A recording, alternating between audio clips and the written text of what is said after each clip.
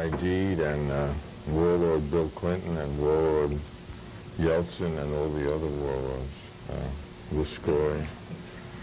It's terrible. A lot of people were killed this week. I have a guest editorial here by a rabbi. It's not funny. You know, not everything I do is funny. Some of it is pretty sad. This is by Rabbi Philip J. Bentley, and it's from the Jewish Peace Letter. It has become increasingly obvious to me that most of the violence in the world today arises from the simple fact that the manufacture and sale of weapons is highly profitable. Political, racial, religious, economic, and ethnic differences are all secondary to this factor. To cite a verse from non-Jewish scripture, the love of money is the root of all evil.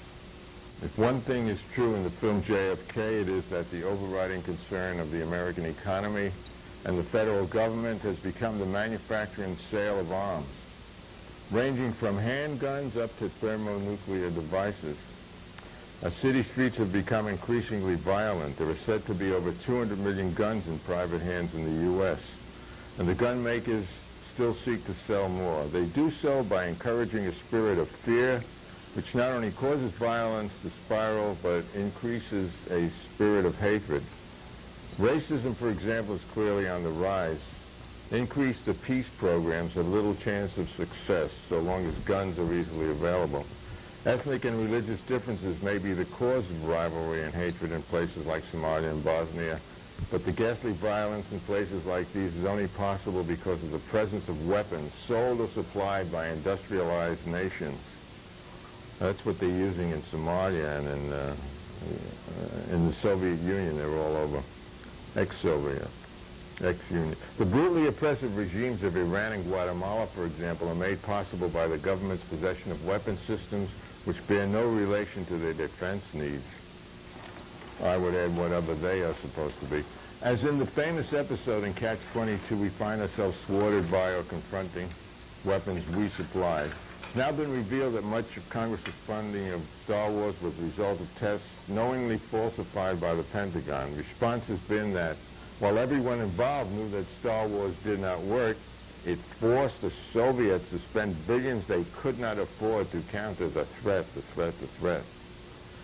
There are several problems with this explanation. The first is that we really couldn't afford the billions we spent either. The second is that most likely the Soviets were not fooled. The third is that this was going on while we, who's this we, motherfucker?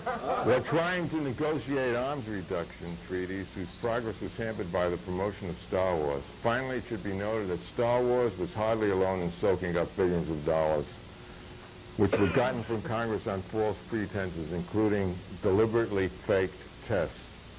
With the end of the Cold War, the military-industrial complex is looking for new justifications for continuing their power and profitability. They point to flashpoints like Somalia and Bosnia and to the proliferation of nuclear weapons. They point also to the war on drugs, which is actually an excuse to continue our shameful record of interference in the affairs of Latin America, and a cover for what amounts to a major assault on our own civil liberties. Maimonides says that one who sells a weapon bears responsibility for how it is used.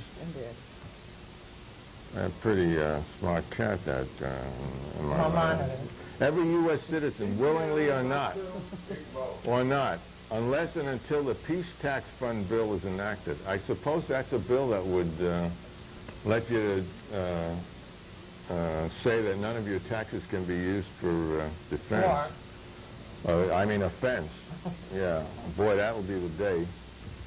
Supports the international, every U.S. citizen, willingly or not, supports the international arms trade as well as the diplomatic policies which rely heavily on the use of threat or threat of military force. Each of us is responsible to some degree for all this violence. Perhaps the number one priority in the peace movement ought to be in seeking ways to make the manufacture and sales of arms less profitable. I think I'd like to propose banning arms, including all missile weapons, all weapons, including the cops too. I mean, they do it in England, don't they? Isaiah's vision of a world in which swords were turned into plowshares is truly prophetic. The world will not know peace until this happens. May it come speedily. Right. And in our day, Rabbi Philip J. Bentley. He's with the Jewish Right on Rebbe. Peace Fellowship. Right. Got a pencil box 271 Nyack, New York. 271. Now it's sort of non-denominational. The FOR, the Fellowship of Reconciliation Protestant, is also at box 271 Nyack, New York. Now in New York City, there's always the good old War Resisters League at 339 Lafayette Street. We'll be right back before you could go to the bathroom.